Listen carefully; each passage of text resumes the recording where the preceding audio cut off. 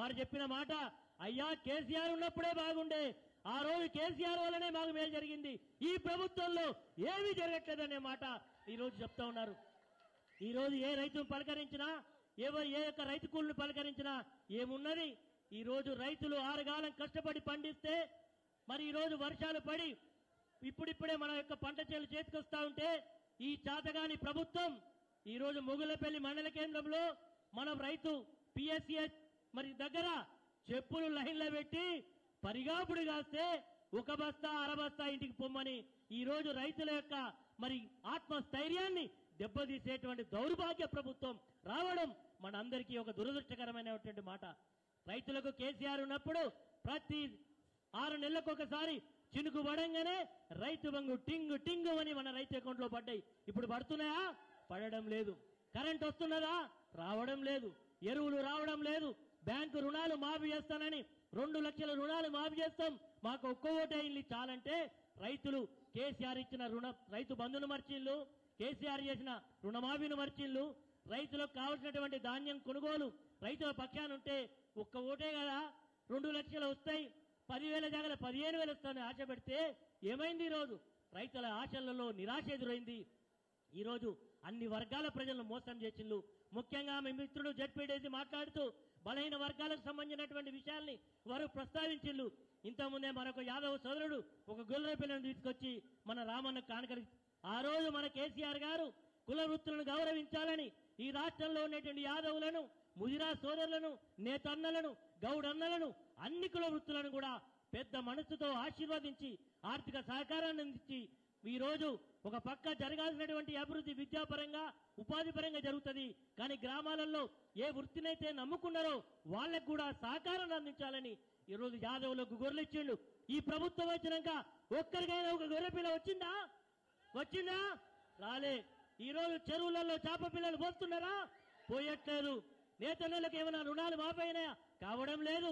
ఏమీ జరగడం లేదు. కానీ ఈరోజు కొత్త నిర్వచనం పట్టుకొని ఈ రోజు కొత్త పల్లవిలు ఎత్తుకొని ఈ రోజు మళ్ళీ ఒకసారి ప్రజలను మోసం చేయడానికి ఎట్లనైతే 6 గ్యారంటీలు 420 హామీలు ఇచ్చి ప్రజలను వంచిందో ఈ రోజు కొత్త నిర్వచనంతో ఈ రోజు మళ్ళీ కొత్త డ్రామాలు ఇస్తా ఉన్నారు. కాబట్టి మిత్రులారా, ఈ రోజు మన నియోజకవర్గంలో నేను కూడా 2 పర్యాయాలు శాసనసభ్యుడిగా ఉన్నా, ఎమ్మెల్సీగా ఉన్నా, ఏ హోదాలో ఉన్నా అందరికీ అన్నగా, తమ్ముడిగా, బిడ్డగా ఎంత ఎత్తు ఒదిగి ఉన్నా గాని ఇప్పుడు వచ్చిన వాళ్ళు ఎవడు ఎమ్మెల్యే కానట్టు, ఇక్కడ ఏది మొట్టమొదటిసారి అయినట్టు ఈ రోజు బీఆర్ఎస్ పార్టీ కార్యకర్తలను వేధిస్తా ఉన్నారు. ఈ రోజు ఇసుక ట్రాక్టర్లను, ఇసుక మాఫియా నడుస్తున్నది, విచ్చలవిడిగా అధికార దుర్వినియోగం నడుస్తా ఉన్నది, పోలీసులను పెట్టి రాజ్యం ఏలాలని చూస్తా ఉన్నారు. కానీ ఒక్కటి మాత్రం చెప్తా ఉన్నాం, ఎలాంటి బెదిరింపులకు, ఎలాంటి మరి ప్రలోభాలకు ఈ ప్రజలు మరి నిలబడరు. ఖచ్చితంగా ఒక ఊరు చూస్తే రేపు జరగబోయేటువంటి స్థానిక సంస్థల ఎన్నికల్లో ఖచ్చితంగా పరాభవం అధికార పార్టీకి చెప్పడానికి బీఆర్ఎస్ పార్టీ శ్రేణులు సంసిద్ధతో ఉన్నారని సందర్భంగా తెలియజేస్తూ ఈరోజు మరి మన ప్రాంతానికి మాజీ సర్పంచ్ గా పనిచేసినటువంటి శ్రీ కొడారి కొమరయ్య గారి యొక్క విగ్రహ ప్రతిష్టా మహోత్సవానికి వచ్చినందుకు మరి ఈ రోజు మన కార్యకర్తలకు, ఒక కార్యకర్త కుటుంబానికి అండగా నేను ఉన్నాను అని చెప్పడానికి ఇప్పటికే ప్రతి దగ్గరికి వెళ్తా ఉన్నాడు. ఎక్కడ ఈ ప్రభుత్వం అఘాయిత్యం చేస్తూ అక్రమంగా కేసులు పెట్టి జైల్లో పెడతా ఉంటే నేనున్నా, మన పార్టీ ఉన్నది, మన నాయకుడు కేసీఆర్ ఉన్నాడు అని ఒక ధైర్యాన్ని ఇస్తున్న రామన్నకు ఈ నియోజకవర్గం తరఫున ధన్యవాదాలు. తప్పకుండా రామన్న గారు మీరు ముందు నడవండి, మీ వెనకాల మొత్తం బీఆర్ఎస్ పార్టీ యువ సైనికులు మీకు అండగా ఉంటారు. మీకు తప్పకుండా కదం తొక్కుతాం. మీరు చెప్పిన మాట ప్రకారం ఎప్పుడు ఎన్నికలు జరిగినా రాబోయేది ఖచ్చితంగా మన ప్రభుత్వమే. ఇంతకుముందే మిత్రుడు చెప్పినట్టు ఈ రోజు రాముడు లేని అయోధ్య అయినట్టు తెలంగాణ రాష్ట్రాన్ని పోరాటం చేసి సాధించుకొని నీటి రంగాన్ని, విద్యుత్ రంగాన్ని, ఉపాధి రంగాన్ని, ప్రతి రంగాన్ని తీర్చిదిద్ది ముందుకు తీసుకెళ్తే ఈనాడు వచ్చినటువంటి దౌర్భాగ్య ప్రభుత్వం కేవలం 3 సంవత్సరాల కాలంలో కాళేశ్వరం లాంటి ఒక మాత్రమర ప్రాజెక్టును కట్టించి తెలంగాణ రాష్ట్రాన్ని అన్నపూర్ణ రాష్ట్రంగా తీర్చిదిద్దితే దౌర్భాగ్యమైనటువంటి ప్రభుత్వం మోటార్లు ఆన్ చేయకుండా 2 సంవత్సరాల నుంచి మన రాష్ట్రాన్ని కరువు రాష్ట్రంగా చేస్తున్నందుకు ఈ ప్రభుత్వానికి బుద్ధి చెప్పడానికి మీరు నాయకత్వం వహించాలి. ఈ ప్రభుత్వం మెడలు వంచి ఖచ్చితంగా మోటార్లు ఆన్ చేయించే కార్యక్రమం ప్రాజెక్టు రిపేర్ చేయించే కార్యక్రమాన్ని రామన్న గారు తీసుకోవాలి. ఆయనకు అండగా మనందరం కూడా ఉండామని ఈ సందర్భంగా తెలియజేస్తూ నాకు ఈ అవకాశం ఇచ్చిన మీ అందరికీ కూడా హృదయపూర్వక ధన్యవాదాలు, కృతజ్ఞతలు తెలియజేసుకుంటున్నా. జై తెలంగాణ, రామన్న నాయకత్వం.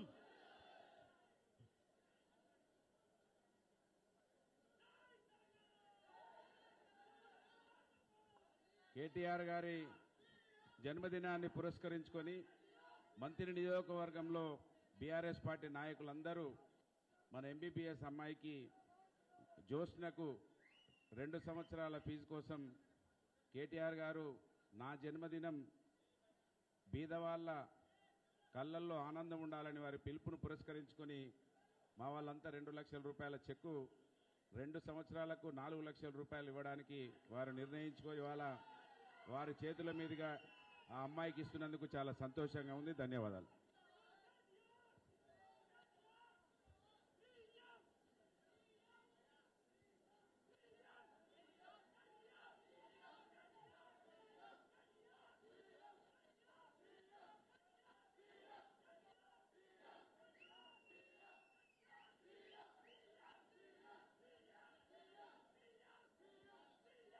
ఇప్పుడు గౌరవనీయులు పెద్దలు మన ఈ కార్యక్రమానికి ఇన్ని పనుల విడిచిపెట్టిగా వచ్చిన గౌరవనీయులు భారత రాష్ట్ర సమితి వర్కింగ్ ప్రెసిడెంట్ కేటీ రామారావు గారిని మాట్లాడాల్సిందిగా కోరుతున్నాం.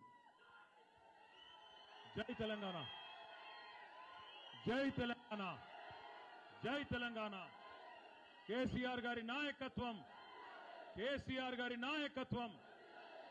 గౌరవనీయులు పెద్దలు భూపాలపల్లి నియోజకవర్గ మాజీ శాసనసభ్యులు, మీ అందరికీ ఆత్మీయ నాయకులు, ఈరోజు నేను ఈ కార్యక్రమానికి ప్రత్యేకంగా ఇసుపేట గ్రామానికి రావడానికి అన్ని ఏర్పాట్లు చేసి ఇక్కడికి నన్ను ఆహ్వానించిన మాన్యులు అన్న, నాకు అత్యంత ఆప్తులు శ్రీ గండ్రా వెంకటరమణారెడ్డి గారు, గౌరవనీయులు పెద్దలు, ఈ రాష్ట్రానికి ఉప ముఖ్యమంత్రిగా పనిచేసి ఈరోజు కూడా కేసీఆర్ గారి బాటలో రేపు స్టేషన్ గన్పూర్లో ఎప్పుడు ఉప ఎన్నిక వచ్చినా మళ్ళీ తిరిగి ప్రజల ఆశీర్వాదంతో కాబోయే శాసనసభ్యులు గన్పూర్ అన్నగారు డాక్టర్ తాటికొండ రాజయ్య గారు, గౌరవనీయులైన ప్రభుత్వ మాజీ చీఫ్ విప్ హనుమకొండ మాజీ శాసనసభ్యులు తెలంగాణ ఉద్యమ బిడ్డ అన్నా దాస్యం వినయ భాస్కర్ గారికి, నర్సంపేట మాజీ శాసనసభ్యులు తెలంగాణ ఉద్యమంలో మొదటి నుండి వరంగల్ జిల్లాలో పెద్ద దిక్కుగా ఉన్న మా అన్న పెద్ది సుదర్శన్ రెడ్డి గారు, గౌరవనీయులు తమ్ముడు శాసన మండలి సభ్యుడు శ్రీ పోచంపల్లి శ్రీనివాసరెడ్డి గారు, ఆయన ఊరు ఇక్కడి నుంచి నాకు తెలిసి 2 కిలోమీటర్ల దూరమే, వరికోలు.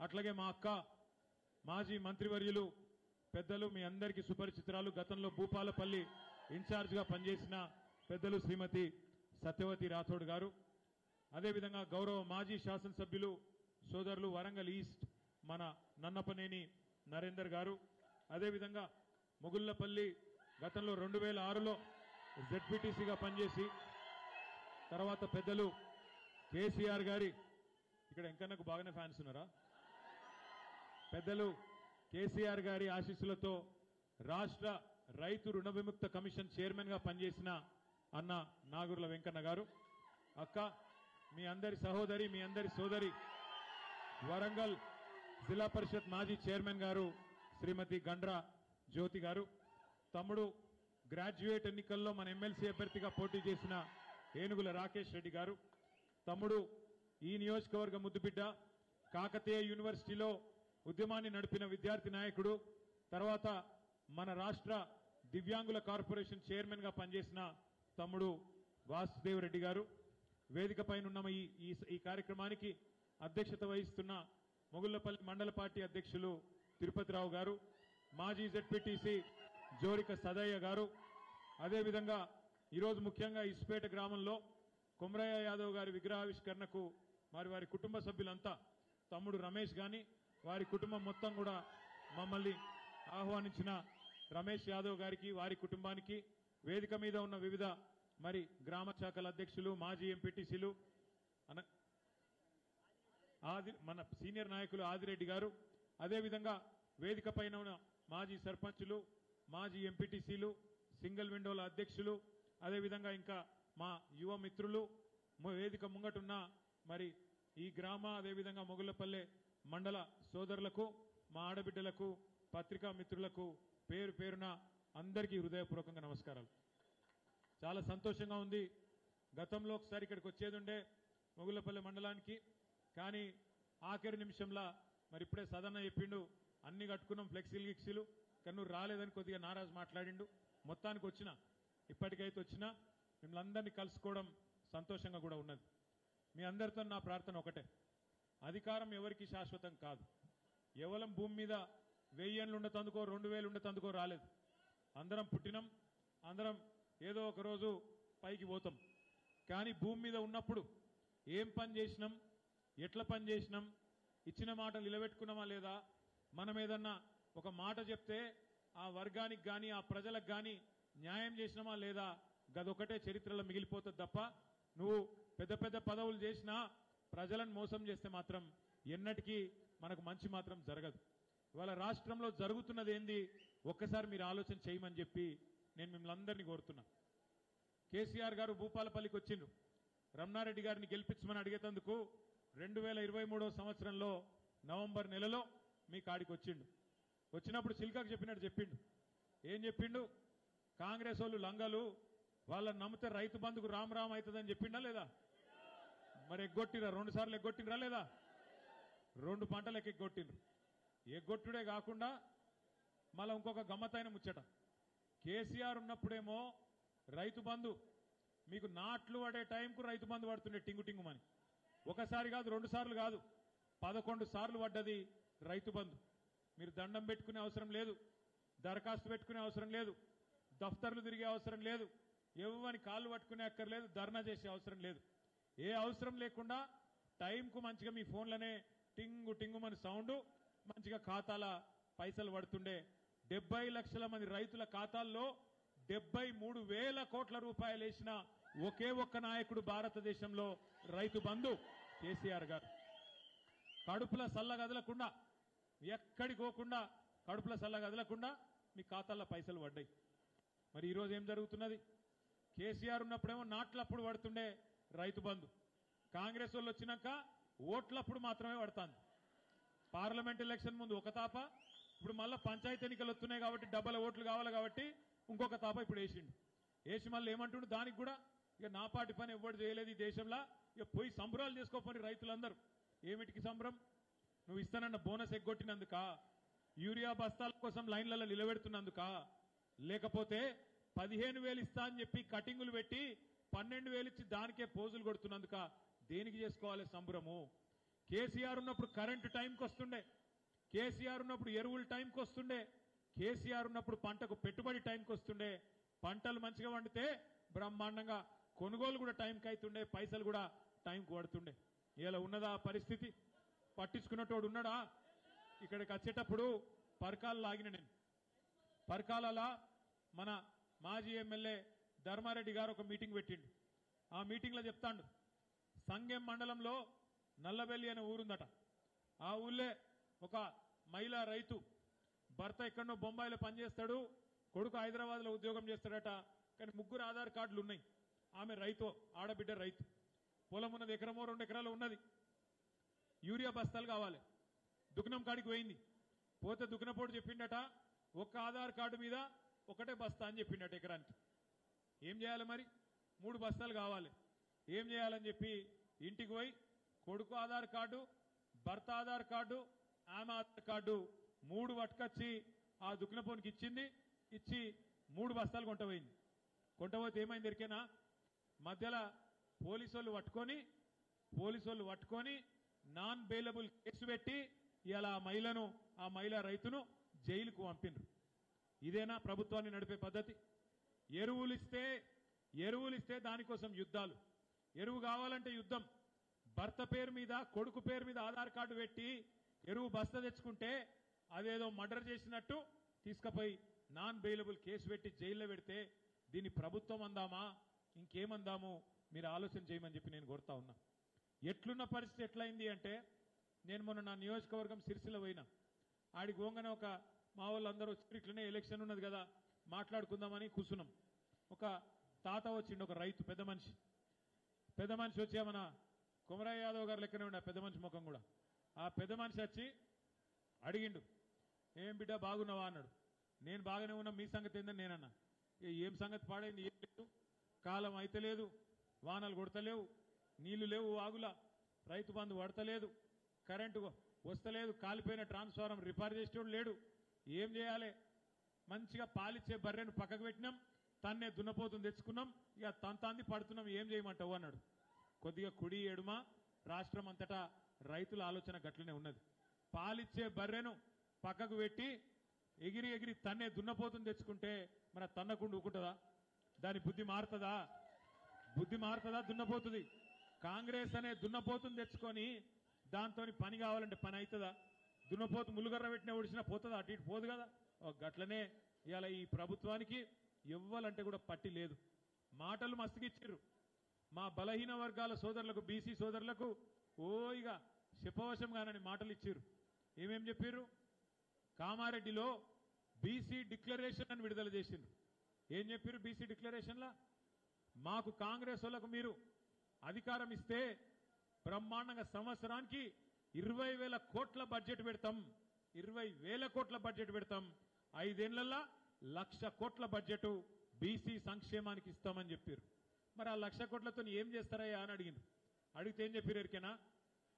యాదవ సోదరులకి, కుర్మ సోదరులకి, గొల్ల సోదరులకి, కుర్మ సోదరులకి కేసీఆర్ 2వ విడత గొర్రెలు ఇయ్యలేదు, మేము రాగానే 100 రోజుల లోపలనే 2వ విడత గొర్రెలన్నీ పంచుతాం అని మాట ఇచ్చిండ్రు. చేప పిల్లలు కేసీఆర్ గారు బ్రహ్మాండంగా కోట్లాది చేప పిల్లల్ని చెర్లను బాగా చేసి మిషన్ కాకతీయ పేరు మీద చెర్లలో నీళ్లు నింపి వాటిలో మంచిగా చేప పిల్లలు పోసి బ్రహ్మాండంగా భారతదేశం మొత్తంలోనే ఒక నీలి విప్లవాన్ని భారతదేశంలో ఎక్కడ లేని విధంగా నెంబర్ 1 రాష్ట్రంగా, అంటే సముద్ర తీరం లేని రాష్ట్రాలలో నెంబర్ 1 రాష్ట్రం చేపల ఉత్పత్తిలో అని చెప్పి తెలంగాణకు ఆ స్థాయి తెస్తే దానికంటే ఎక్కువ చేస్తాం, దాని తాత చేస్తాం మేము. మాకు తెలియదా? మేము కాంగ్రెస్ వాళ్ళం, మా పార్టీ భూమి పుట్టినప్పుడు పుట్టింది, మాకు తెలివి లేదా, మేము నడుపుతాం అని చెప్పి నరికిండ్రు. ఇలా కనీసం చేప పిల్లలు ఏస్టోడు లేడు, అడిగినోడు లేడు, టెండర్ ఎప్పుడైతుందో తెలియదు, ఏమవుతుందో తెలియదు, వాడలో చేప పిల్లలు వస్తాడా లేకపోతే రాళ్ళు ఎత్తాడా చెరువులా ఎవరికి ఎరకలేదు. అటువంటి పరిస్థితి ఇలా చేప పిల్లలది. అట్లాగే గీత కార్మికులకు మా గౌడన్నలకు మాట ఇచ్చారు. కేసీఆర్ గారు ఉన్నప్పుడు ఆనాడు చెట్ల పన్ను మాఫ్ చేసి నీరా పాలసీ తెచ్చి గౌడన్నల కోసం కొన్ని మంచి కార్యక్రమాలు, వైన్ షాపులలో కూడా 15% రిజర్వేషన్లు గౌడన్నలకే ఇచ్చి కాపాడుకునే ప్రయత్నం, వృత్తిని కాపాడే ప్రయత్నం చేస్తే దానికి డబల్ చేస్తామన్నారు. ఇవాళకి 20 నెలల్లో ఒక్క పని కూడా చేయలే. ఇంకా బీసీ డిక్లరేషన్లో 42% రిజర్వేషన్లు. ఏమిట్లా?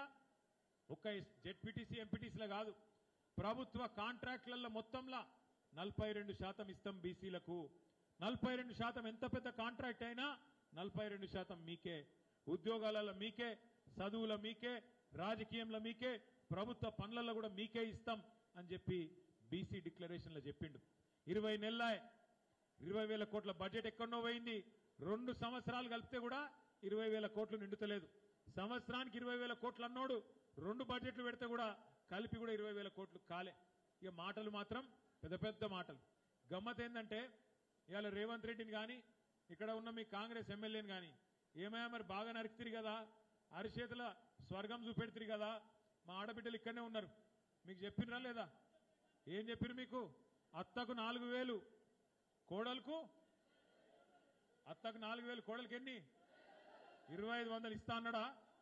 పడ్డా మరి 2,500 పడలే. అత్తకు 4,000 వచ్చినాయా? అత్తకే కాదు తాతకు కూడా ఇస్తా అన్నాడు 4,000. కేసీఆర్ ఇంట్లో ఒకరికే ఇస్తుండు, నేను ఇద్దరికి ఇస్తా అన్నాడు, వచ్చినాయా? మరి 100 రోజుల్లో ఇస్తా అన్నాడు, ఇచ్చిండా? మరి నేను అడిగిన మొన్న, ఇప్పుడు మీరు అడుగురి కాంగ్రెస్ నాయకులను, ఏమైనా 2,500, ఏమైనా 4,000, ఏమైనా వికలాంగులకు 6,000 అంటే వాళ్ళు మీకు ఒకటే చెప్తారు, కేసీఆర్ మొత్తం అప్లపాలు చేసిపోయిండు, మొత్తం దుకాణమంతా ఖాళీ చేసిండు, మా కాడ గల్లపేటల పైసలు లేవు, మేమేం చేయాలి అంటారు. నేను ఒక్క మాట మిమ్మల్ని ఆలోచించమని కోరుతున్నా, ఒక్క మాట ఆలోచించమని కోరుతున్నాను మిమ్మల్ని అందరినీ. కేసీఆర్ ముఖ్యమంత్రిగా ఉన్నప్పుడు కరోనా వచ్చింది, కరోనా మహమ్మారి వచ్చింది. మొత్తం ఒక మన రాష్ట్రం కాదు, మన దేశం కాదు, అందరం ప్రపంచం అంతా ఎవరింట్లో వాడు కూర్చున్నాడు, ఎవనర్లో వాడు అన్నాడు. బయట కాలు పెట్టే పరిస్థితి లేకుండే. ఆఖరికి మోడీ గారు డప్పులు కొట్టమంటే డప్పులు కూడా కొట్టినాం మనం బయటకు వచ్చి అట్లనే కరోనా పోతుందేమో అని చెప్పి గంత కతుండే రూపాయి ఆదాయం లేదు ప్రభుత్వానికి ఆనాడు కరోనా వచ్చినాడు మరి రూపాయి ఆదాయం లేకపోతే కూడా కరోనా వస్తే కూడా కేసీఆర్ గారు ఉన్నప్పుడు రైతు బంధు ఆగిందా కళ్యాణ లక్ష్మి ఆగిందా కేసీఆర్ కిట్ ఆగిందా బతుకమ్మ చీరలు ఆగినాయా ముసలోళ్ళ పెన్షన్లు ఆగినాయా గ్రామ పంచాయతీ సిబ్బంది జీతాలు ఆగినాయా రైతు కొనుగోలు ఆగినాయా మరి అందుకే నేను ఏం చెప్తున్నా అంటే రూపాయి ఆదాయం లేకపోయినా కేసీఆర్ ఏమో 2000 పెన్షన్లు ఇచ్చిండు రూపాయి ఆదాయం లేకపోయినా మంచిగా టెన్షన్గా 10,000 రూపాయలు రైతు బంధు చేసిండు రూపాయి ఆదాయం లేకపోయినా 14-15 లక్షల మందికి కేసీఆర్ కిట్లు ఇచ్చిండు రూపాయి ఆదాయం లేకపోయినా ఆడపిల్లలు లగ్గం చేసుకుంటే 1,00,000 రూపాయలు 15 లక్షల మందికి ఇచ్చిండు అంటే దీన్ని బట్టి మీకు ఏమర్థం కావాలి అక్కడ ఉండాల్సింది గల్లపెట్టల పైసలు కాదు నడిపేటోడు మొగోడైతే నడిపేటోనికి దమ్ముంటే సంపద పుట్టించే దమ్ముంటే పని అవుతుంది అంతేగాని అటు ఇటు కానోళ్ళు నడిపితే గిట్లే ఉంటుంది అటు ఇటు కానోళ్ళు నడిపితే రాష్ట్రాన్ని గిట్లనే ఉంటుంది నేను అందుకే అంటున్నా ఈ నడిపేటోళ్ళకి ఇవాళ శాతగానోళ్ళు మరి ఎందుకు నరికినరు ఆ రోజు మీరు ఆ రోజు అడిగినారు ఇదే బట్టి విక్రమార్క గారిని ఇదే రేవంత్ రెడ్డి గారిని మీరు బాగా నరుకుతున్నారు కదా మరి ఏం సంగతి మరి పైసలు ఏడికెళ్ళి తెస్తారు మీరు చెప్పే మాటలేమో పేదగా ఉన్నాయి మరి ఏడికెళ్ళి వెళ్తాయి పైసలు అంటే మాకు తెలియదా మేము కాంగ్రెస్ వాళ్ళం మా చరిత్ర 135 ఏళ్ళు మాకు బాగా తెలివి ఉంటుంది మేము ఒక్కొక్కలం ఆకారాలు గింత పొడుగున్నాం గత పొడుగున్నాం మాకు తెలియదా ఇంకా పక్క పలిసేటోడు కేసీఆర్ చేసాడు మేము చేయమా అని చెప్పి ఆ రోజేమో నీలిగిరు బాగా మరి ఇవాళ ఏం పుట్టింది రోగం అంటే మా కాడేమున్నదే లంకె బిందెలు ఉంటాయనుకొని వచ్చినవి లంకె బిందెలు లేవు లంకె బిందెలట లేవట నాకు తెలిసి భారతదేశానికి స్వాతంత్రం వచ్చిన తర్వాత ఇంత ఇజ్జత్ లేని ముఖ్యమంత్రి అయితే వాడు పుట్టలే ఇప్పటివరకు ఎట్లా అంటావా ఎవడన్నా ముఖ్యమంత్రి ఎవడన్నా ఇప్పుడు మా రమేష్ ఉన్నాడు తమ్ముడు ఇప్పుడు రమేష్ ఏమైనా పైసలు ఉన్నాయో లేవో నాకైతే ఎరకలేవు కానీ లోపల బనీన్కు పొక్కలున్నా మీదికి లంగి మాత్రం జోరుదారేసుకొని మాకేంద్రా అనే అంటాడు రమేష్ కూడా ఎవడైనా గంతే కాదు ఎవరమైనా గంతే షాన్ మే ఫరక్ నీ ఆనా ఊపర్ షేర్వాణి అందరు పరేషాని ఉన్నా పైకి మాత్రం మధ్య దండిగా ఉండాలి కానీ ఎవడన్నా ముఖ్యమంత్రి భారతదేశంలో నేను ఢిల్లీ పోతున్నాను కలుస్తలేరు నేను అపాయింట్మెంట్ అడితే వీడు చెప్పులు ఎత్తుకపోతాడేమో అని చెప్పి నాకు అపాయింట్మెంట్ ఇస్తలేరు ఎవడన్నా అంటాడు ఉద్యోగులు ఏమయ్యా ముఖ్యమంత్రి నువ్వే చెప్తావు కదా డిఏలు ఇస్తా అని చెప్తావు కదా జీతం పెంచుతా అని చెప్తావు కదా ఎప్పుడు పెంచుతావురా నాయన అంటే ఏం చేస్తారా మీరు నన్ను కోసుక తింటారా ఎవడన్నా అంటాడా ముఖ్యమంత్రి చెప్పులు ఎత్తుకపోతారు అంటాడా లంకె బిందెలు అంటాడా నన్ను కోసుక తింటారా అంటాడా ముఖ్యమంత్రి ఎవడన్నా గిసోంటి ముఖ్యమంత్రి మన కర్మగాలి మనకు దొరికిండు కానీ ఒకటి మాత్రం పక్క కొంతమంది నేను మొన్న మధ్యన హైదరాబాద్ లెక్కనో ఒక్కడికెళ్ళి ఒక్కడికి పోతుంటే సిగ్నల్ కాడ సిగ్నల్ పడ్డది కారు ఆపిన పక్కకు ఒక ఆయనతో ఆటో డ్రైవర్ వచ్చిండు ఆటో డ్రైవర్ ఆయన పాపం ముస్లిం ఆయన మహమూద్ ఆయన ఏమన్నాడు బాయ్ కైసే అన్నాడు మంచిగానే ఉన్నా అన్న మీరెట్లున్నారని నేను అడిగిన క్యా బోల్నా సబ్ బర్బాద్ గా అన్నాడు ఆగిపోయింది ఆటో డ్రైవర్ల బతుకు ఏం చేయాలో వీడు వచ్చినాక గందరగోళమే ఉంది అన్నాడు మరి ఏం చేయాలి అని నేనన్నా అంటే ఏమన్నా కుछ తర్కీబ్ దేకో నా సాబ్ అంటాడు తర్కీబ్ అంటే ఏమెరికేనా ఏమన్నా ఉపాయం లేదా సార్ మీరు నిలబడుతుంది అంటుండు అంటే నేనన్నా ఏ ఉపాయం లేదు ఒక ఓటుతో మీకు 5 ఏళ్ళ అపాయం వచ్చింది నా కాడ ఏం ఉపాయం లేదు ఒక ఓటు వేసిర్రు 5 ఏళ్ళ శిక్ష తప్పది 5 ఏళ్ళు శిక్ష తప్పది భూపాలపల్లిలో గింత మంచి రమణారెడ్డిని పక్కకు పెట్టిర్రు గాయన ఎవరో తెచ్చుకుంటారు ఏదో 4 సార్లు ఏడ్చిండు అనుకుంటే ఓడిపోయిండు అనుకుంటే ఆయన గుద్దితిరి ఇక మంచోడిని పోగొట్టుకుంటారు తన్నే దున్నపోతుంది తెచ్చుకుంటారు ఇప్పుడు ఏం చేయాలి మరి ఆ దున్నపోతుంది తెచ్చుకున్నాక తన్న కూకుంటుందా పోలీస్ కేసులు పెట్టదా దున్నపోతు మరి పెడుతుంది కదా పెడుతుంది పెట్టినాక మా తమ్ముళ్ళు అంటారు ఆడిడే పోతే అనా వాడు పోలీసు వాడే గుర్తుండే నీలుగుతుండే అంటారు ఇక పోలీసు వాళ్ళు మీకు తెలుసు కదా ఎట్లుంటారో ఒకటే తీరుంటుంది పోలీసు వాళ్ళు ప్రభుత్వం ఎటుంటే గట్టే ఉంటారు వాళ్ళు నేను అందుకే మీ అందరికి ఒకటే చెప్తున్నా ఇవన్నిటికీ ఉపాయం ఒకటి ఉన్నది మనం ఎక్కతక్క తిట్టే అక్కర్లేదు కొట్టే అక్కర్లేదు బూతులు మాట్లాడే అక్కర్లేదు రేవంత్ రెడ్డి లెక్క పేగులు మెడలేసుకొని తిరిగే అవసరం అంతకంటే లేదు గుడ్లువికి గోటీలు ఆడతా మెడల పేగులు వేసుకుంటా అని పనికి మాలిన బాలకృష్ణ డైలాగులు కొట్టే సినిమాల డైలాగులు కొట్టే అవసరం అంతకంటే లేదు ఒకటే ఒక్క మాట మనం చేయవలసిన పని ఒక్కటే ఏమిటిది అంటే మీరందరూ రేపు మళ్ళా జెడ్పీటీసీ ఎలక్షన్ వస్తుంది ఎంపీటీసీ ఎలక్షన్ వస్తుంది సర్పంచ్ ఎలక్షన్ వస్తుంది అందులో మీరు చేయవలసిన పని ఒకటి మళ్ళా కాంగ్రెస్ వాళ్ళు వస్తారు ఏమని అమ్మ అంటారు అయ్యా అంటారు అక్క అంటారు చెల్లె అంటారు, వదినే అంటారు, తమ్మి అంటారు, అల్లుడు అంటారు, బామ్మర్ది అంటారు. ఇక రకరకాల వరుసలు కలుపుతారు. నీకు వస్తూనే ఉన్నది పెన్షన్, ఎల్లుండే వస్తుంది పెన్షన్, నీది 4,000 వస్తూనే ఉన్నది, 15,000 రైతు బంధు తన్నుకొని వస్తుంది, వెనకకెళ్ళి తులం బంగారం ఉరికేస్తుంది, నీకు అన్ని వస్తాయి, నువ్వు ఆగు ఒక్క ఓటేయి అని చెప్పి మళ్ళా మోసం చేసే ప్రయత్నం చేస్తారు. ఒక్కసారి మోసపోతే అది మనం మోసం చేసినోని తప్పు అవుతుంది. ఒకసారి మోసం జరిగితే మోసం చేసినోని తప్పు. కానీ రెండోసారి కూడా వాని చేతులనే మోసపోతే ఈసారి తప్పు మనదవుతుంది, వాళ్ళది కాదు. దయచేసి మీరు యాద పెట్టుకోండి. ఇవాళ ఎగిరెగిరి పడుతున్న పోలీస్ ఆఫీసర్లు, ఎగిరెగిరి పడుతున్న కాంగ్రెస్ కార్యకర్తల కంటే ఎక్కువ తక్కువ పనిచేస్తున్న అధికారులు, వాళ్ళందరికీ బుద్ధి రావాలంటే, మీ తోలకు రావాలంటే ఒకటే మందు. మీరు మళ్ళా రేపు మొగుళ్లపల్లి మండలం జెడ్పీటీసీ, ఎంపీటీసీ, సర్పంచ్ గుద్ది గెలిపిండ్రి, ఎట్లా మళ్ళా మీ చుట్టూ తిరగరు నేను చూస్తా. మీ చుట్టే తిరుగుతుంది రాజకీయం అంతా. మళ్ళా ప్రజాస్వామ్యంలా ప్రజల శక్తికి మించిన శక్తి లేదు. ఇలా బీసీలకు చేసిన ద్రోహానికి మా బీసీ సోదరులు మరలబడాలి, కొట్లాడాలి, ప్రభుత్వానికి వ్యతిరేకంగా తీర్పు ఇయ్యాలి. మా రైతులకు చేసిన మోసానికి రైతు బిడ్డలు మనందరం మరలబడాలి, తప్పకుండా కాంగ్రెస్లను గల్లబట్టి అడగాలి. ఆడబిడ్డలకు చేసిన మోసానికి ఆడబిడ్డలు బదులా తీర్చుకోవాలి, కర్రు కాల్చి వాత పెట్టాలి.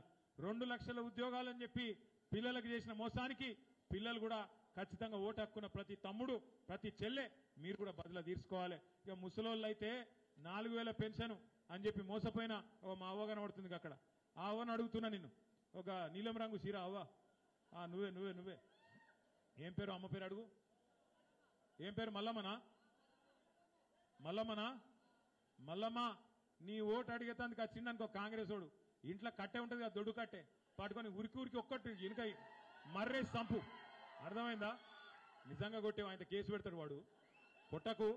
కొట్టినంత పని చేసి చల్ పోయిడికి వెళ్ళని చెప్పి ఎలగొట్టు.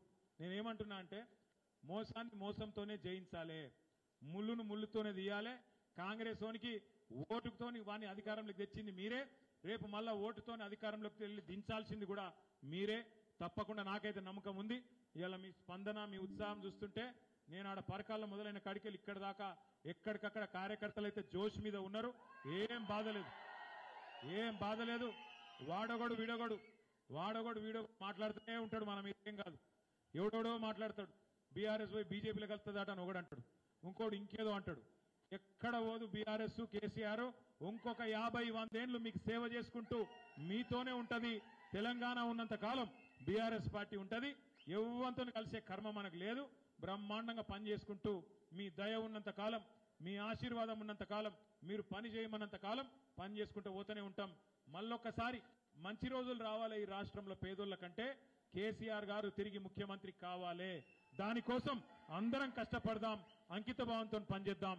రమణారెడ్డి గారి నాయకత్వంలో భూపాలపల్లిలో బ్రహ్మాండంగా మీరందరూ ముంగటిపోతా ఉన్నారు. రేపు కూడా అట్లే ఇవ్వండి. స్థానిక సంస్థల్లో రమణారెడ్డి గారి నాయకత్వాన్ని బలపరిచే విధంగా బ్రహ్మాండమైన తీర్పు మీరు ఇవ్వండి.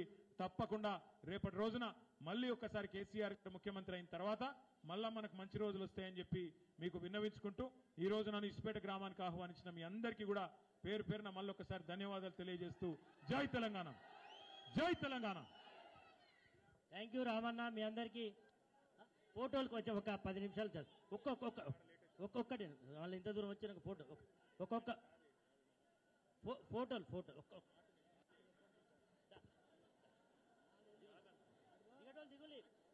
దిగు అట్లా దిగు. నమస్తే దా వీరన్నదా.